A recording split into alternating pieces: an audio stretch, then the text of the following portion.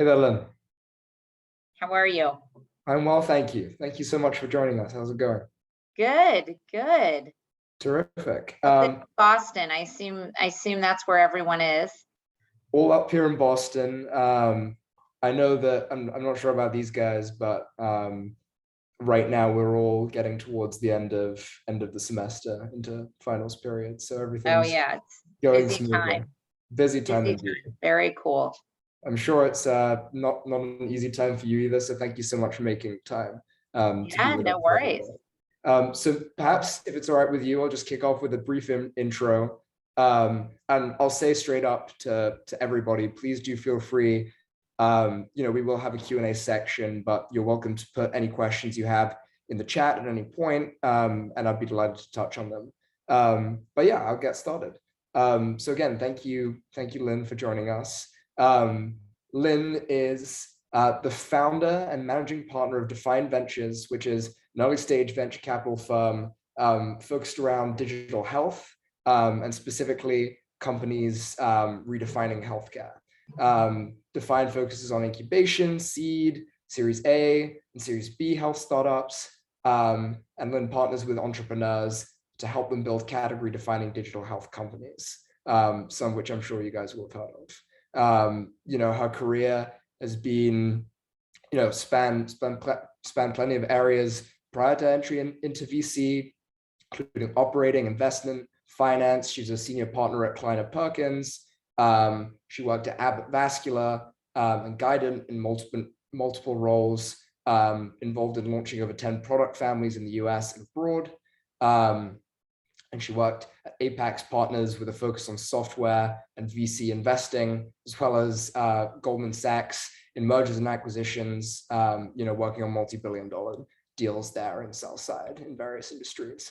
What's more, she's been named on the Wall Street Journal's Women in Venture Capital to Watch in 2020.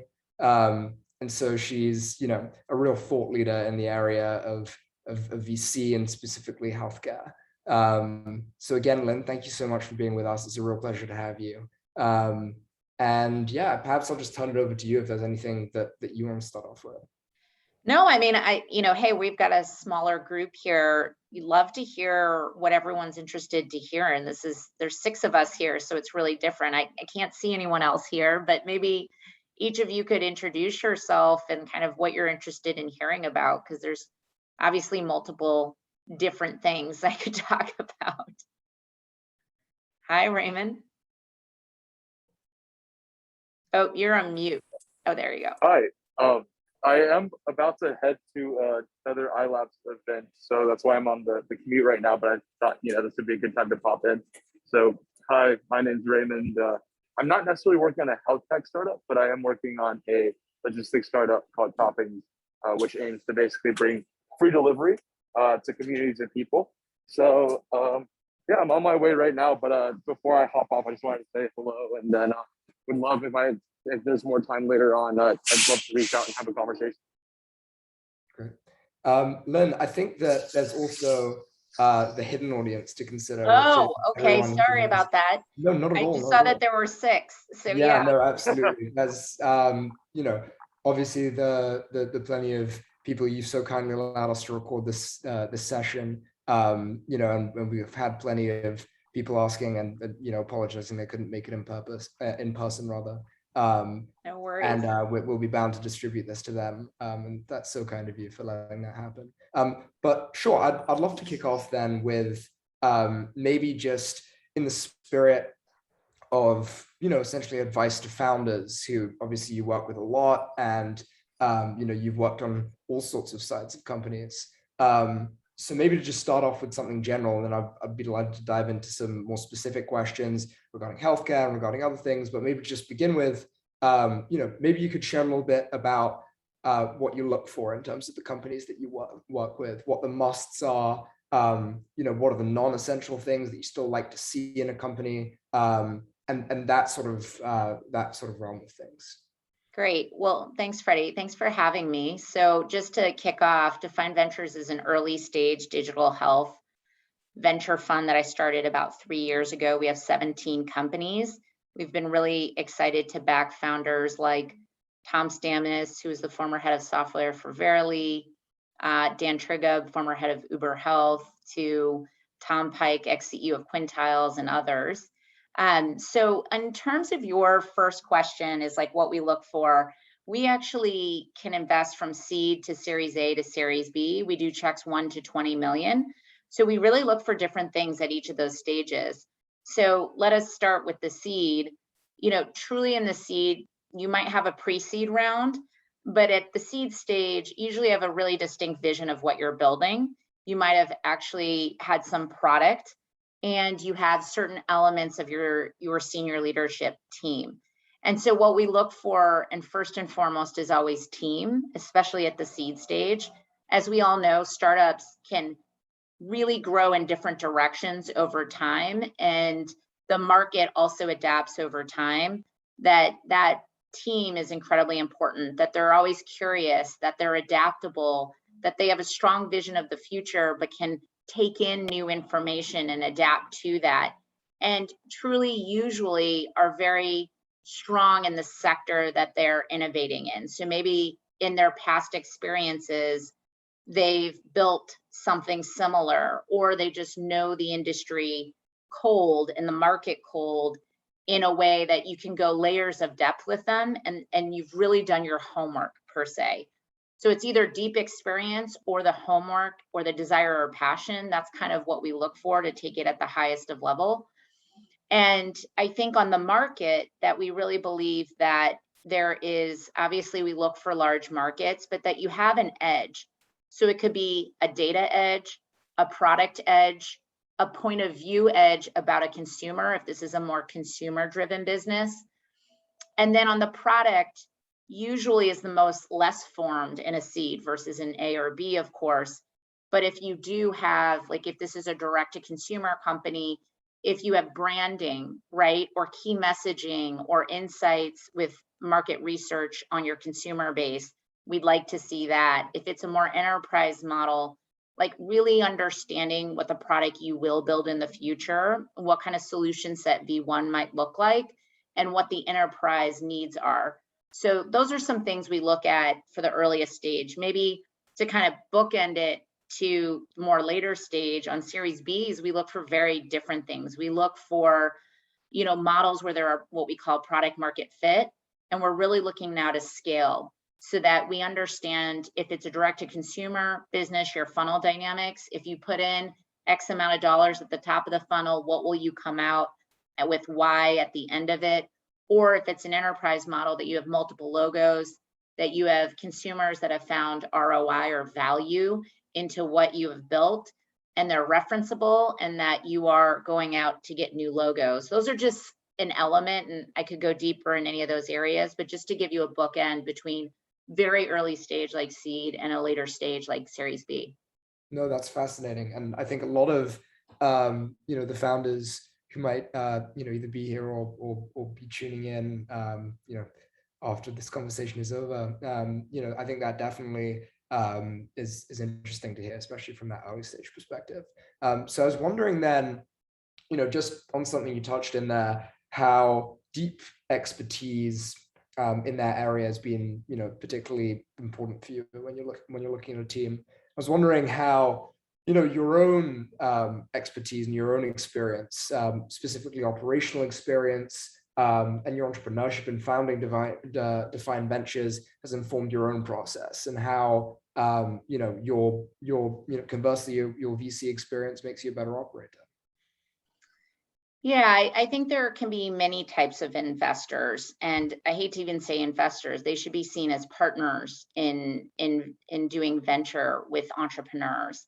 And so if I were to be somewhat black and white about it, there are those that have been operators, and there's those that have been investing for quite some time, and we usually call it pattern recognition, have just seen startup after startup, understand kind of what good looks like through that. And so these tend to be the biggest buckets of partners that you'll see out there.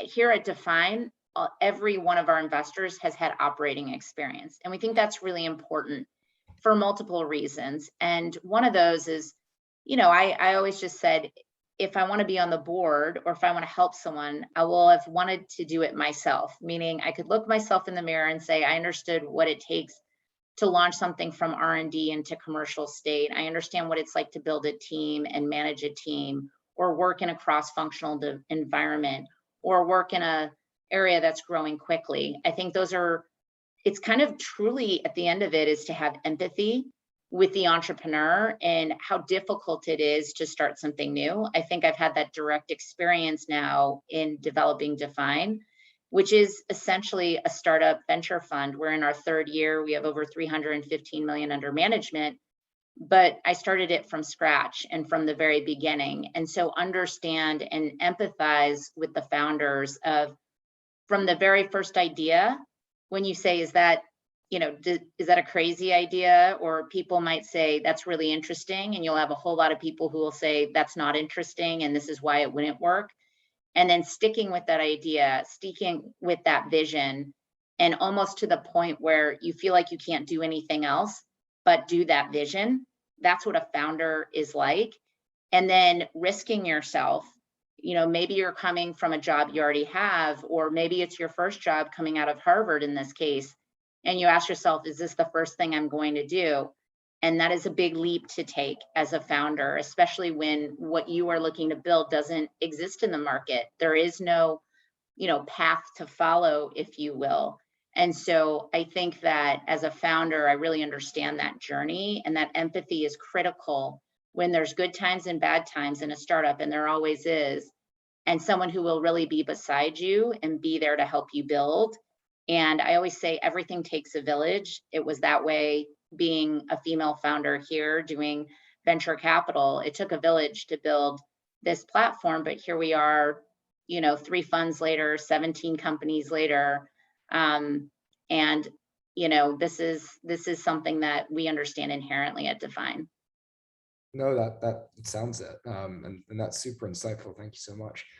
In that vein, then, do you, what sort of implications do you think that has then, especially for people, you know, essentially, you know, like us who are, you know, either grad students or undergrads in the case of a lot of people in HUCP, people who are looking to shape perhaps a path into venture? Would you recommend in that case gaining some sort of operating experience first, you know, embarking on a founder's journey, you know, in order to gain that perspective?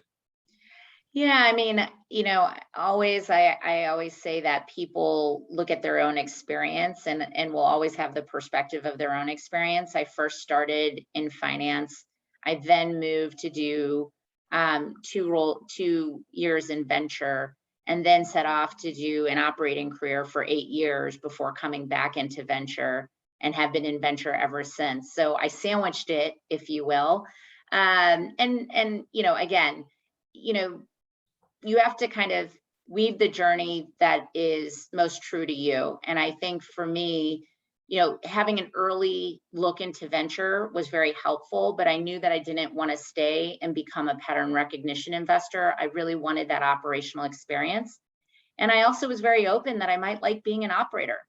And I think some of us that are in venture that are also operators always kind of go between these worlds, right? It's very important that we understand how we help to build these companies with our entrepreneurial teams, but then can still look as an investor, and then kind of go back and forth and love both, quite frankly. So, you know, it's hard to chart the exact course of your career, but I do, obviously you can hear from my perspective, and I'm an N of 1, that having an operating experience, just so you understand the boots of those founders and what it is like to build something, and you can say with confidence that you've been there, you understand where they're coming from, and you can really help them, and I think in a differential way. So, you know, if that means an operating career first and then going into venture, or getting a taste of venture first, going into operating, and then coming back into venture, I think that's where, you know, again, it's a journey,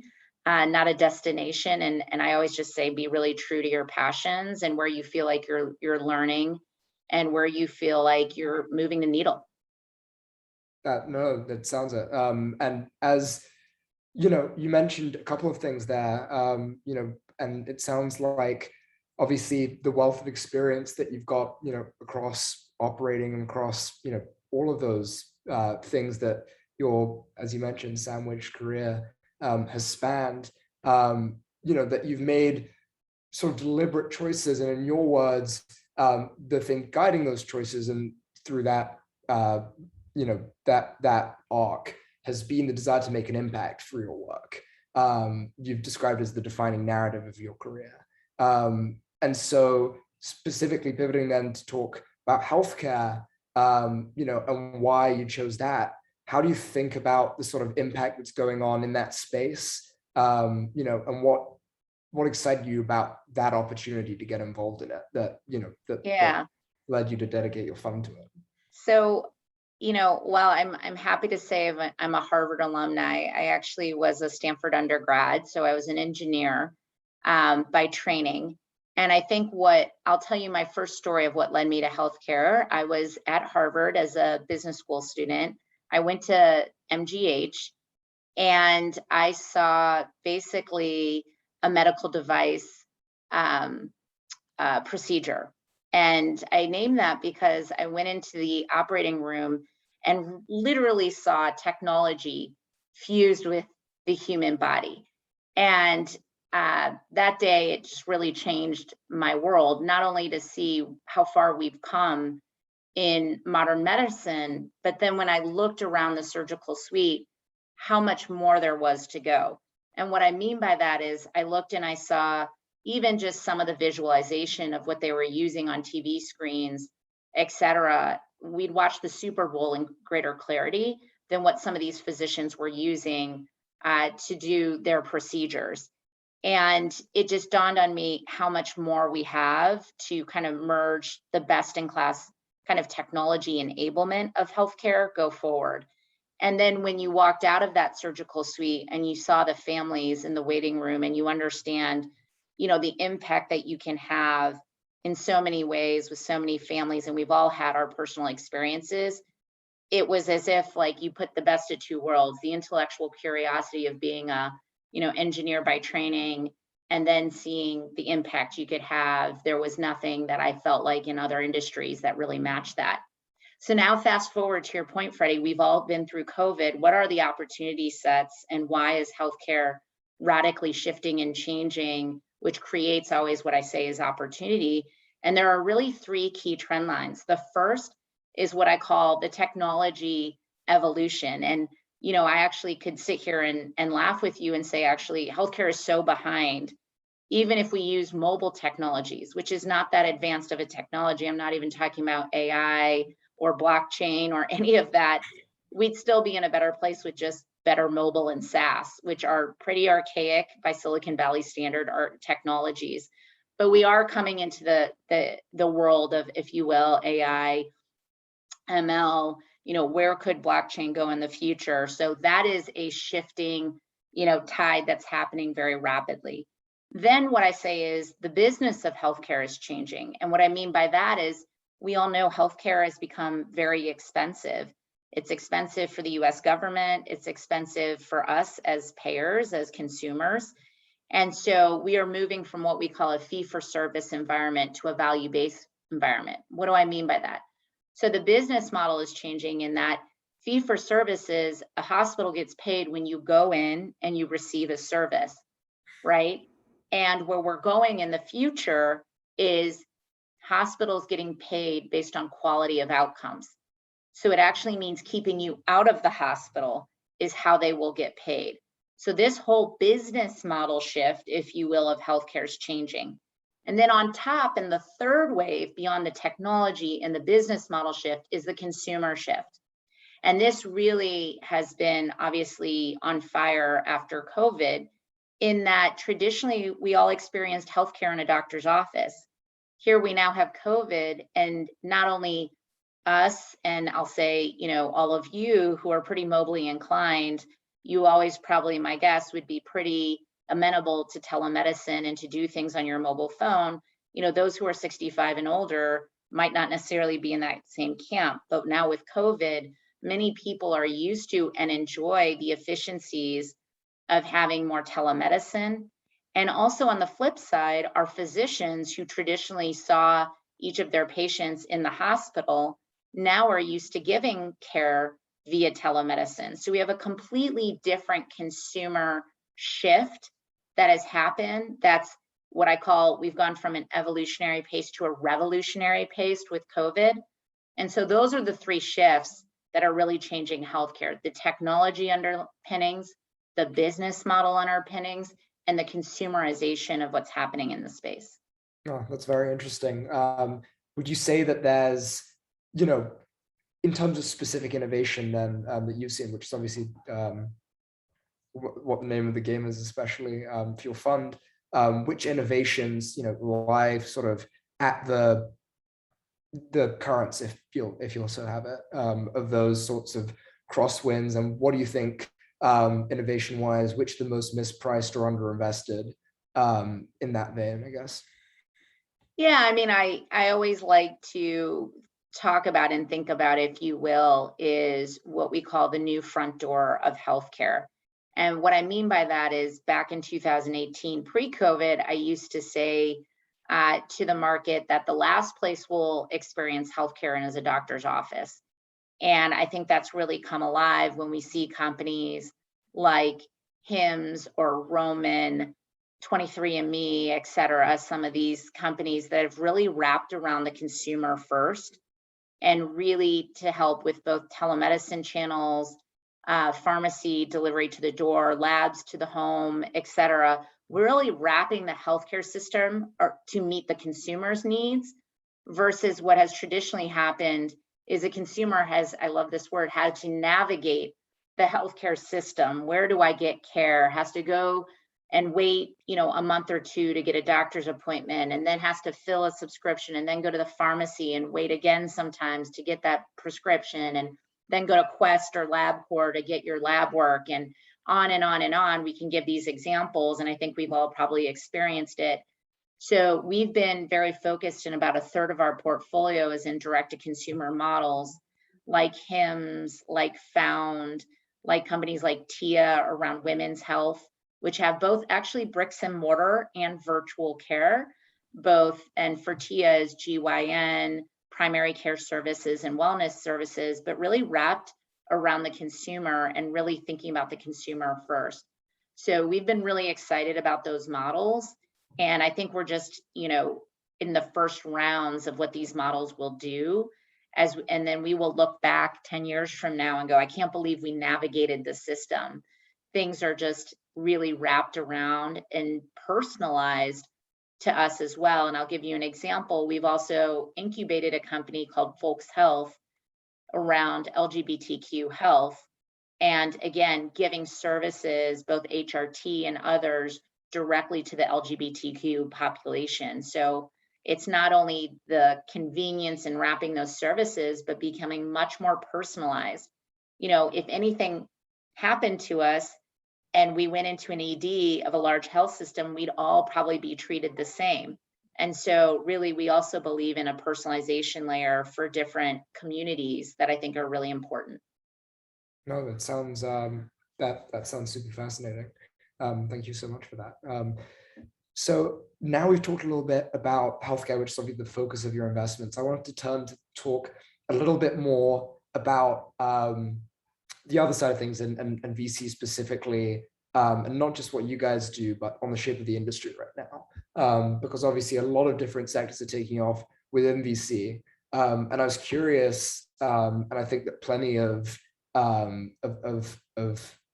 members of HUCP are also curious to hear what your thoughts might be on what's going on with the emergence of crossover funds, for example, like Tiger Global, and whether in that context of high velocity and all that, whether VC is changing, whether VC has changed, and how you specifically are navigating that in terms of maintaining pricing discipline and competitive deals, and that sort of realm of things. I know it's a lot to sort of all chuck out. Yeah, well, it's an excellent question, Freddie, quite frankly, and it's something that we all talk about all the time. So really good that you bring this up. So, I think to step back, I think venture capital overall is a more maturing market.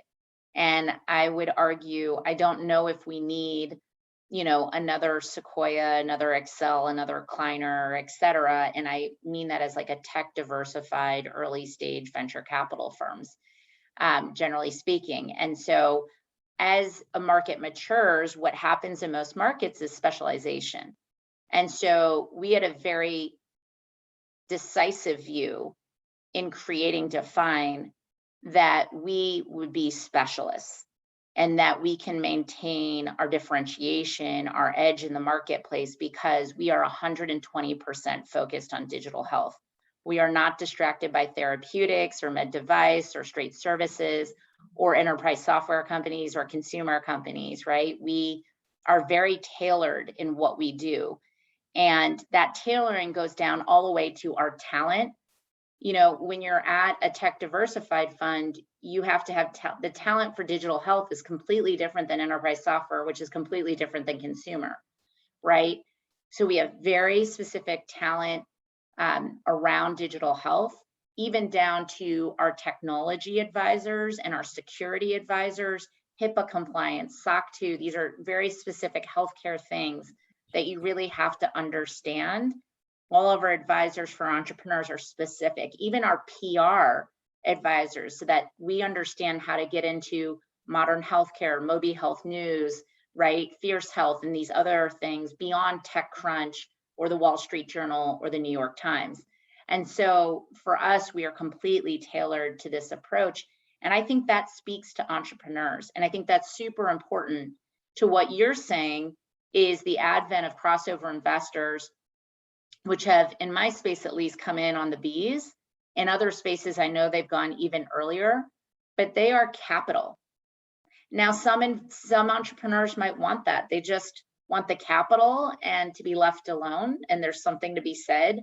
But I think the majority of early stage entrepreneurs realize it takes a village to build something, right? Especially in my space, there are really deep moats around healthcare because there are parts of the commercialization you have to understand: payers, providers, employers, right? The government, CMS, Medicare, Medicaid. You have to understand the difference between in providers, academic medical centers, between community hospitals, how they act. And then on top of that, all the different types of clinicians. We're talking about oncology, are we talking about orthopedics, et cetera, et cetera. And the list goes on of complexity with which to commercialize. And so it just speaks to me that I think there are players that are capital players and they're about speed, to your point, and capital beyond that. And that is for a stage, I would argue. And I'd say Iconic, Lone Pine, they've invested in our companies, usually at the Series B or later. And I think that's because we've really understood our model, and now it's about bringing capital in so we can punch and scale that model out. But in the very earliest of stages of these companies, call it the seed and the A, we're building. And truly, again, it gets back to, do you believe you need a village? Do you believe you need partners to really build with you? And so that's the stance we've taken, and we focus on the earliest of stages because of that.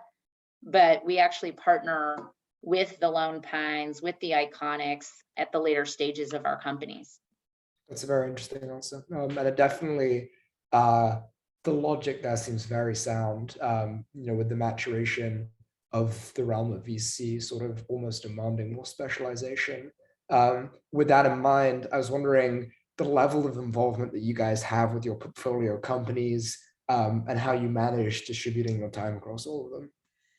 Yeah, we're very involved. So it goes everything from the business strategy, the product strategy, the talent, the BD, right? All of that. We actually have advisors, both payer advisors. We have consumer advisors. So we have advisors like Bengali Kaba, former head of growth of Instagram, Instacart. We have Ashley Yuki, a co-head of product of Instagram currently. But we also have Beth Bierbauer, who's 18-year Humana executive. We also have technology advisors, PR advisors, as I mentioned, functional specialists that are very specific to digital health, to help our entrepreneurs as well. We also help them with fundraising. So just this quarter, 3 of our companies were raising either Series A's or Series B's. So we get very involved, and this is where we actually, talk to, as I mentioned, the Iconics, the Lone Pines, and actually work with them. Yeah, no, that makes sense. And just in that vein, I guess, you say that obviously with your close help for the founders that you work with. I was wondering if we could just divert and chat very briefly about the sorts of founders who are obviously watching here at the start of their founders' journeys, and just some questions that perhaps your experience might elucidate for them. For example, how a founder should balance their short-term goals and their long-term goals, and how a founder might approach scaling, which is obviously a very big use of their time, and specifically the timing of when and how to scale. So I was wondering what your thoughts were on that, given your experience. Yeah, I mean, to your point about long-term, short-term goals, let's be very clear in the earliest of stages. While you should have a vision of what you're building for the long term, markets change, things change. You learn very rapidly, if not every day, about the market and your product and solution set. So you are somewhat short-term focused, but you have an eye for the future, if you will. You do have to see what's around the corner, and you have to pick the right market, right? That has long-term viability, that has growth, et cetera. But then you have to be short-term focused on, things that will ultimately have long-term consequences, but you have to build a great team, right? Diversify amongst yourselves, right? I think there's a real humility for entrepreneurs to know, this is what I'm good at, and this is what I'm not good at, and this is how I'm going to augment the team in the right ways from myself, right? I think secondly also is really listening to the market of where product market fit is. And ultimately, as a founder, you have to be a salesperson. And when I say salesperson, it means you have to sell your vision to investors. You have to sell your vision to potential team members that you want to recruit onto your team. You have to sell the product set to the actual customers, right? So you really, I should say, have to be good at selling, but like storytelling and bringing people into your vision and being excited about it. And so there's a lot to do in those beginning days, right? But I would say, but you also have to be adaptable and flexible as you take in more information. You can have an idea about your solution or the market, and then as you get real-time data, really understanding where you might have to flex and change some of your assumptions rapidly to kind of get to that, if you will, first lever of product market fit. And then over time, and usually at the B, you then scale right from that product market fit stage, which is typically the seed and the A. Definitely. No, that's certainly my experience, especially when you talk about specifically the flexibility and the necessity of charisma. In sort of in a similar light, just wondering, given we're talking about advice to founders, I was wondering what you'd say, and again, this can found obviously your career has been wonderfully diverse, and so this can span any chapter of it, I suppose. But what would you say that the best piece of advice that you received has been? Oh, I would say as a founder, the best piece of advice, that is a great question. I don't have something. I would say as I founded Define, I was incredibly intentional about the staging of how I built Define, but also sought opportunity when it knocks on your door, if you will. And then always leveraging every network, every resource, to build kind of into, if you will, bring people into your village.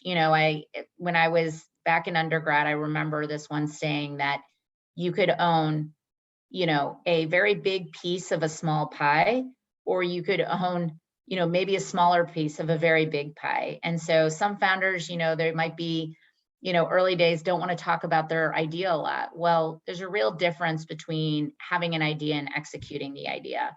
And so never be afraid of talking about your idea, bringing people in, bring them as part of your village for, step 1, step 2, step 3, and onward. So that's probably a couple pieces of advice right there, but that's a couple things I think in just building Define itself that I thought about. That sounds, yeah, no, that certainly rings true. So I was wondering then, as you've embarked through on your founding journey, obviously you've had the chance to work with some pretty exciting companies.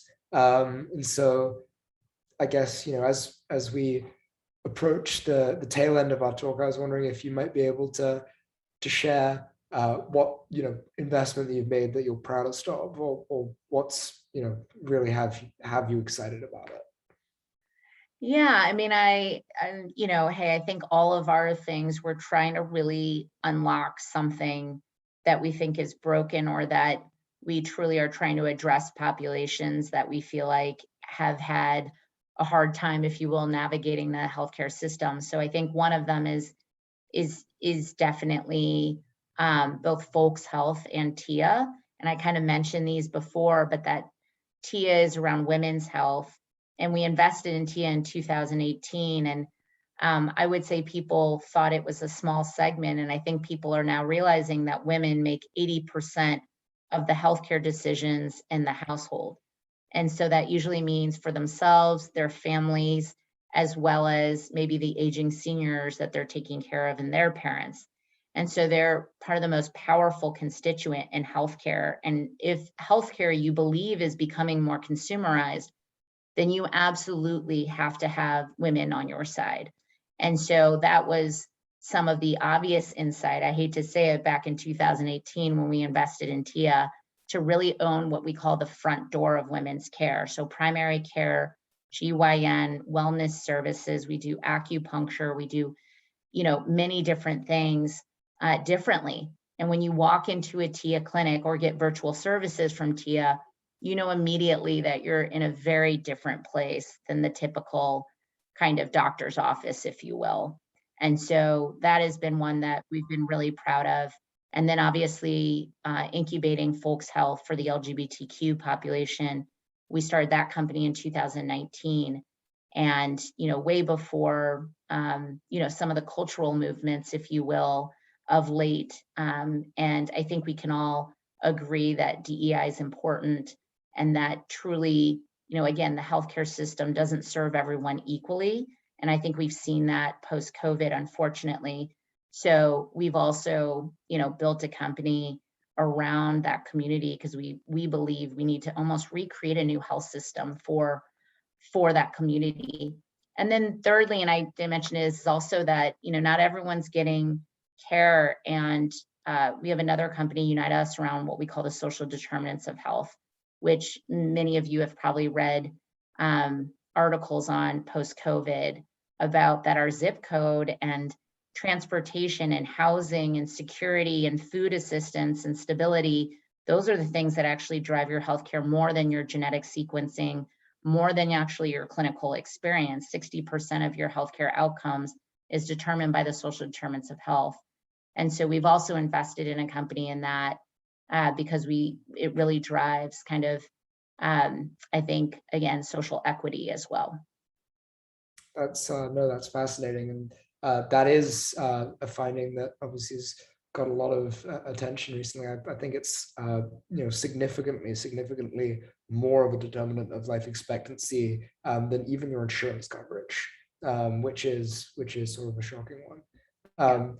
So I just wanted to turn then, as we sort of wrap up, I wanted to turn to one last question, and then I'd love to turn over to you again. But I was wondering, we've spoken a little bit about obviously your expertise, your experience throughout your career, but also touched on a number of different areas. So I was wondering what you'd say that your most unique source of insight has been and continues to be, and how you'd recommend others, specifically students, at the start of their startup journeys, at the start of their VC journeys, how you'd recommend that they cultivate that insight, I guess.